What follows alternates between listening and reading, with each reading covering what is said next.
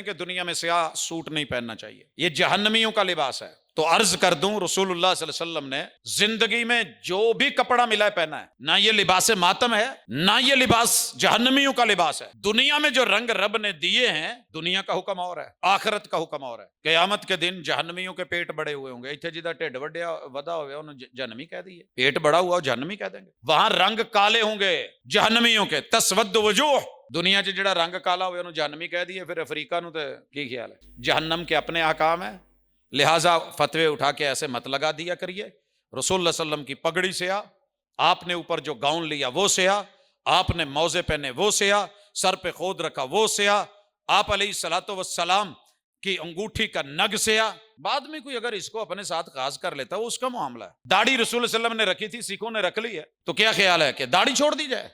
نہیں نہیں نہیں، من تشبہ بقوم فہو منہم، مومن اپنی تہذیب کو چھوڑ کے جب کسی اور کی تہذیب کے مشابہ جائے گا تو پھر ان میں شمار ہوگا۔